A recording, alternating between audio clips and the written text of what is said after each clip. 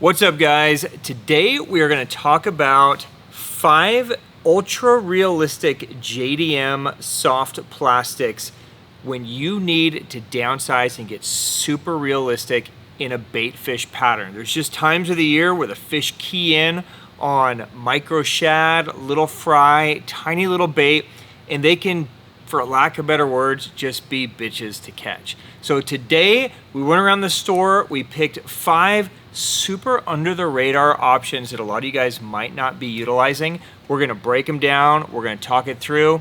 It's gonna be some fun. You ready, CJ? Let's do it. All right, let's go, guys. Welcome to the Hookup Tackle. The Hookup Tackle is the world's largest showcase of Megabass products, featuring baits and colors not found at any other dealer.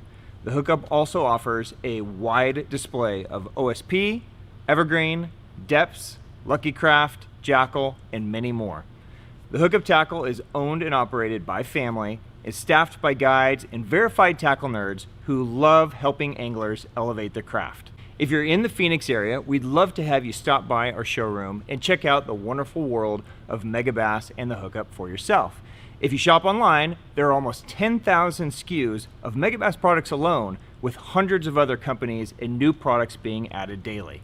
So next time you're looking for that hard to find bait, that color your fish have never seen before, or maybe you just want to elevate your game, look at thehookuptackle.com. Welcome back, my friends. I am Ben with the Hookup Tackle, the Tackle Taku on Instagram, being joined by CJ at Desert Bassin on Instagram. We're the Hookup Tackle USA. CJ, top of the morning to you, sir. Top of the morning. How are you? I'm doing pretty good. How about yourself? I'm doing good. Ready to catch these bitch-ass fish here? Let's do it. So today we are breaking down small, realistic bait fish pattern baits that you might not know about. We went around and we chose 5 that we know work, that we've had success with, that are still really kind of flying under the radar during those times when you have to get really specific and small and match the hatch kind of in a bait fish type pattern. Now, typically speaking, when the fish are eating some kind of little bait, whether it be like a biwa rig, you know, little ball head, or like on a drop swim or a drop shot, right? Almost always, guys usually kind of migrate to something like this. Hazedong shad, the jointed claw shape S, something like this. It's been on the market for a long time. It's proven. They're just great. You take a little nose hook and you just drag it around the bottom and it moves and the fish chomp it, right? But sometimes you need something just a little bit different so that your presentation is just kind of separated from the rest of the pack. So both of those baits are super dope. They're in pretty much everybody's arsenal. I throw, you know, that Hazedong shad and the shape S a lot, but sometimes you need something that just looks slightly different, has a different movement. Maybe you have to work it slower. Maybe you just can't do a straight drag. Maybe you have to kind of shake it in place. Maybe you just are just trying to keep it still and you need a bait that's real buoyant to move. Or maybe you're putting on a really light ball head or a real light jig head and you're just kind of shaking it and you just need the bait to kind of move and just present something different, right? So if you guys fish in highly pressured situations or places where your fish sometimes key in on tiny, tiny bait, this should hopefully be a fun episode. We're gonna break down our 5 most under the radar JDM ultra realistic bait fish patterns. That's a lot. It's a lot of Good words. luck with that title there, CJ. So let's jump right into it, shall we? Yep. Okay, so I'm gonna start right here because this is one of my favorites. So I mentioned drop shot earlier. A lot of times when the fish really key in to small bait, whether it's shad, whether it's fry, whatever the small bait, it could be bluegill, it could be perch, right? And we're talking smaller than a normal sized hard bait, right? So I mean, if they're eating full size shad or, you know, bluegill or perch, then we could throw normal stuff, a normal swim bait, a jerk bait, a topwater, anything that's gonna have weight to it that we can throw and jerk and move and have a good time, right? But sometimes they get on this tiny, tiny little stuff and it's hard to throw a hard bait that mimics that because, you know, a hard bait this big is just not gonna be able to cast. So most of the time we end up going to a soft plastic option. We put it on a little ball head, we drop shot it, we fish it in a more finesse way.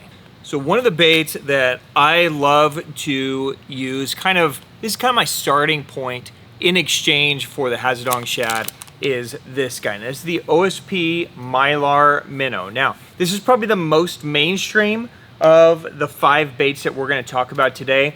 But even though, you know, we talk about O.S.P here a lot, we even talk about the Mylar quite a bit, this is still under the radar for most people. Now, the Mylar Minnow is essentially kind of a hollow super floater kind of plastic, right? And it's not like an elastic where it's going to be like bonk float, but it's a floating material and it's hollow, so it'll trap air as well. So on a drop shot or on a little ball head, it just has this beautiful kind of natural buoyancy, and that tail kind of stays up, and it even when you kill it, it doesn't just kind of, you know, flop down or lay down. It has this real nice quiver, and because that tail really thins out there, literally just by holding it, you can see how much that tail moves, right? So when you're talking about imitating something that's really small in the column, like a little, you know, minnow or, you know, anything that's tiny, this tiny bait isn't making big, exaggerated movements, right? When a fish moves, it's really tight. Like their fins are like paper thin and their movements are really, really small. So what we're trying to do is we're trying to imitate that really small little movement, right? We don't want this thing to have this like big, snaky, you know, up and down move. Nothing's moving like that down there, right? And if the fish are super aggressive and they want that, then this is the wrong category of bait anyways, right? There's a million worms and a million paddle tails and a million different things that can have that kind of movement. This is super finesse when they get picky, and you know, we've got to try to present something that's really lifelike. The Mylar Minnow has a hollow piece of Mylar inside of it as well. So what that does is as this turns, it's just gonna pick up a little bit of light and a little bit of flash, and it's gonna color shift. So they're gonna get a little flash like they would, you know, a side of a bait, but it's also gonna shift from, you know, maybe some blues, some greens, some silvers, some purples, and they're gonna get that same kind of effect that scales would give on a small bait fish. It's a great one for nose hook on a drop shot, great one on a ball head. So just a lot of flexibility. You could also hover shot this. I know Griff fishes this under a float and fly a lot on a hover shot, just because of its natural built-in posture, and you don't have to really do anything with it other than just attach a hook. Okay, so number 1 on my list for under the radar natural baits, the O.S.P Mylar Minnow, and it's available in a 2.5 inch and a 3.5 inch size. So you get a couple different size options there, depending if you need something super, super tiny or just slightly bigger in the column. So Mylar Minnow, number 1. All right, next on my list is one that's starting to gain some traction, and really it's kind of piggybacking off the most popular bait from this brand. Now, this is the Issei Mylar Minnow. Now, the Mylar Minnow is a super dope, very lifelike minnow. Issei is famous for their gill flat and gill flat junior, right? We've talked about it a gazillion times, right? The actual Berkeley gilly, before there was a Berkeley gilly, is the Issei gill flat. This is the bait fish kind of finesse minnow offering from Issei. Essentially what it's doing is it's giving you a very lifelike minnow bait fish kind of offering. It has 2 little segments in it that will allow the back part to have some articulation, but not a lot. So this isn't going to have that snaky movement of like a paddle tail. It's just designed to give it just enough articulation so that it has a little bit of lifelike to it. It also has a hollow cavity up in the top here. Can you see that, CJ? See if I can punch in close enough here. Yeah, let's see. So this top part here is hollow. So just like in the gill flat junior, you could, if you wanted to, you could put a little piece of styrofoam in there and seal it up and have it float and raise. You could insert a nail weight, you could put a rattle, you could do different things in there if you wanted to, right? And then you could seal it up. It also comes with eyes, right? So every pack is gonna come like this, and it's gonna come with some stick-on eyes. So you can put the eyes on to give it that nice kind of realistic look. I don't know why you wouldn't. It looks great. Fish have eyes. Fish have eyes. This should have eyes, right? So out of the package, it's gonna come with this little wedge tail. So it's kind of like this little wedge style tail. Now out of the package, it's designed to either put on a little ball head and have a straight retrieve. And again, it's gonna be this super, super subtle little movement, just like a natural bait fish. Or you can use it as a drop swim like this. So this is a great alternative to something like the Hazedong Shad that's more of a true paddle tail that as you drag it, it's really swimming. This is going to have that same kind of idea. It's just gonna be tighter and a little bit more realistic. So on a drop swim, it's a great, great option. Now, if you don't want drop swim and you wanna kind of shake it and pop it and have a little bit more exaggerated movement out of it, Issei makes all of their baits to be kind of customizable, right? It's one of the great things about Issei. They've built this little wedge tail kind of on a perfect V. You see that, CJ? So there's like a perfect V. So you could literally just take your scissors and you can cut that wedge tail out.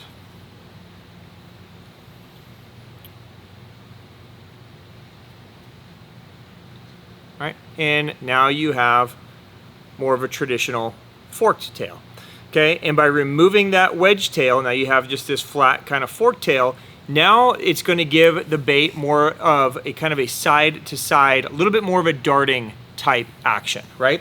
So you're keeping the same profile, you're keeping the same shape and look, you're just exaggerating the action a little bit for when you want to just kind of shake your bait, right? And kind of keep it in the zone versus dragging it over a long ways, if that makes sense. So you get a couple different movements out of one bait, which is pretty dope. There's a bunch of colors and they're all really lifelike patterns, okay? So it's 3 inches long. Mylar Minnow from Issei. That is number 2 on my list. Pretty dope. Yeah, that's a cool one. I like that little one. Yeah, it's dope.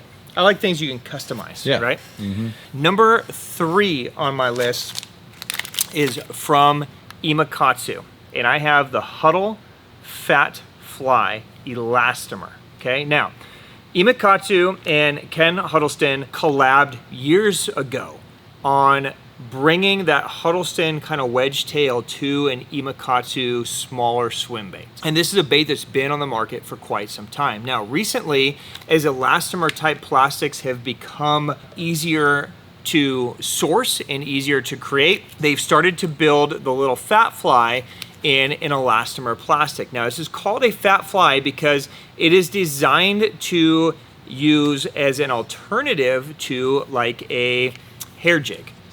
Right, so it's designed to have that real lifelike, very small profile, right? It's 2.8 inches. It is elastomer material, right? So it's super stretchy, but it's also gonna be very, very buoyant. It's gonna be real high floating because of that elastomer. So what that's going to do is it's going to allow you, if you're fishing on a little ball head or you're fishing on like a straight, you know, like drop swim, you can fish it very slow without it sinking down below the ball head, right? So most of the time, if your soft plastic is salted or it's more of a dense type plastic, if you drag it too slow, then what happens is the plastic ends up sinking and you're kind of just, you drag it kind of, I don't know, almost at a weird shape. But this, since it's gonna be floating, right? If you do nothing to it, it's gonna kind of float up. So as you drag, it's just gonna kind of neutralize it as it's kind of swimming and moving very naturally, right? So it's a very slow, methodical way of fishing. It's got a little bit more of a squared body, right? Which is gonna give it a little bit of body rock. And again, all of the movements here on these little baits, they're super subtle, right? None of this is gonna be big, large, super crazy movements. It's all about subtle and lifelike, both in profile and in action as we move this through. A lot of versatility here. This is probably one that I'm gonna use either a hover shot or a small little ball head, right? That's really what it's designed to do. But as a drop swim alternative, it can be great as well if you're trying to work it really, really slow, but still maintain some type of movement out of it. It can be a great option for you. So there you go. Number 3 from Imakatsu, the Huddle Fat Fly. I think all these baits are going to be money for pond guys and especially smallmouth guys. Smallmouth guys are going to destroy them on these. Pond guys are going to destroy them on these. When I think to like our kind of fishing conditions, For largemouth, a lot of this is going to come into play post-spawn, when all of a sudden all the big fish have spawned and now it's just fry and little micro bait everywhere. Yep. And then again in winter, when they get super, super keyed in on either specific size bait, right? So they'll get on micro bait in the winter a lot of times, or they just kind of shut down. They might be eating full-size bait, but a full-size offering just is not, it's just not working. Right. You know what I mean? They're just, their metabolism is low, and they're just on the bottom, and they're laid there, and they're finding something wrong with everything you put down there. Yep. Something like this can be a great alternative to really nail them. Yeah. Right? I think it's a bait they can eat with very little energy. Yes. Now, in Japan, and that's going to kind of bring us to this next one. So number 4, right, is this guy. This is a little bit bigger offering. This is from Signal. This is the Signal Multished. This is a relatively new offering to the market, but a super lifelike bait. And again, designed again to be lifelike in action. Now, Jeff and I have had a lot of conversations in here, CJ, about the BWAR rig and about little ball head type presentations in Japan in the winter, cold winter. I mean, freezing ass cold, right? The wakasagi will migrate into the shallows, and those big ones will follow those wakasagi up.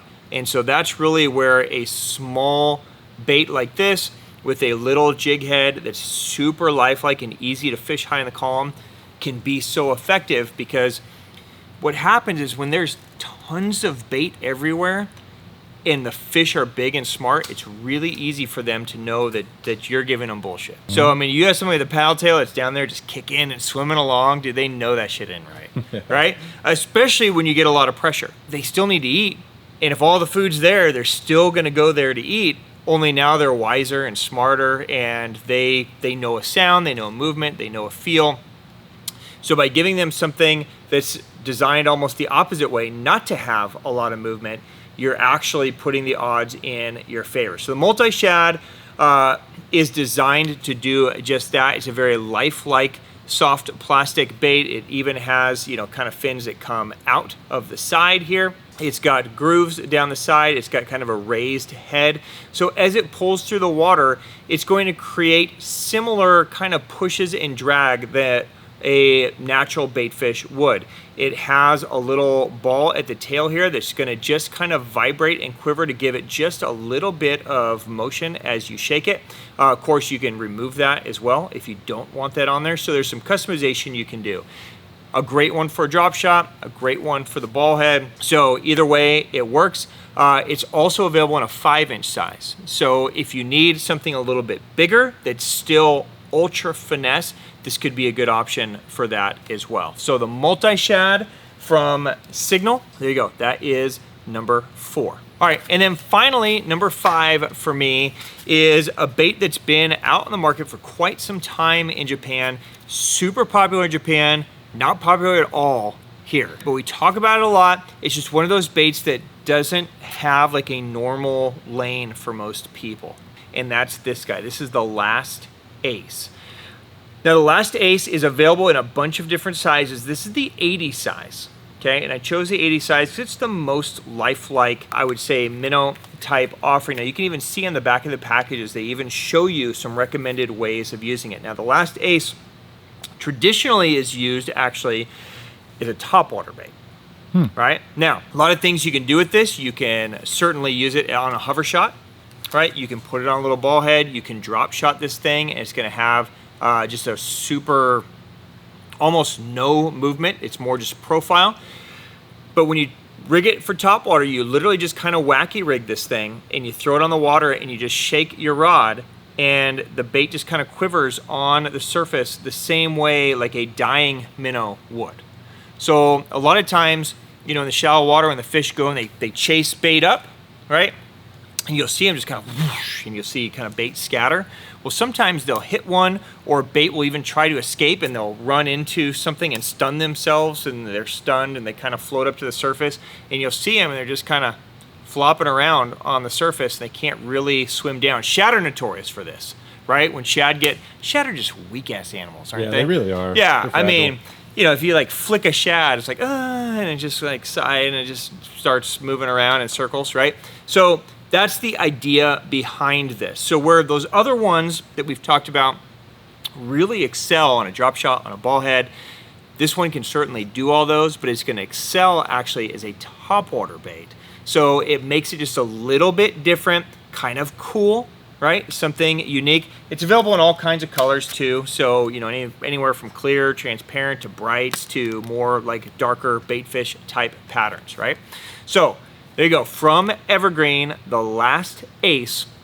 That's my number 5 pick. It'd be really hard to be a shad. What a life. It would suck. Could you imagine? It would be fucking terrible. You'd live for like a spawn. But what do you live for? To be eaten. That's it. I mean, you're just bait. You don't get to have any fun from the second you're born. You're just, people are eating you. Yeah. I mean, you're either going to get eaten, you're just going to die from water temp, or you're going to get netted. One of the worst lives ever, Yeah. I think. Yeah. Terrible. Gosh. Yeah. It would suck. Makes you feel kind of bad for them. No, it doesn't. But I'm so happy Fuck Bass that eat shit. them. Yeah. Exactly. Imagine how many less baits there would be if Bass didn't eat shad. If there was no shad? Yeah. What if it was just like crawfish? Crawfish, bluegill. We wouldn't be making That'd be this video. terrible. You're right. Yeah, this would not be a video. All right, now I'm just getting sad. Yeah. Change topic here. All right, guys. So that is a wrap. There's a look at 5 under the radar, ultra realistic baitfish baits that might make a difference for you guys next time your fish get picky and you need to downsize and go super finesse. If you have any questions on anything we just covered, drop it down below, and either myself or CJ will definitely get an answer to you guys. We'll leave links to all the products. If you guys want to check any of them out closer, we'll put them in the description. And until next time, guys, on behalf of myself and CJ and everybody here at The Hookup, thank you for your business. Thank you for your support. Thank you for your time. And we will see you again soon. Peace out, my friends.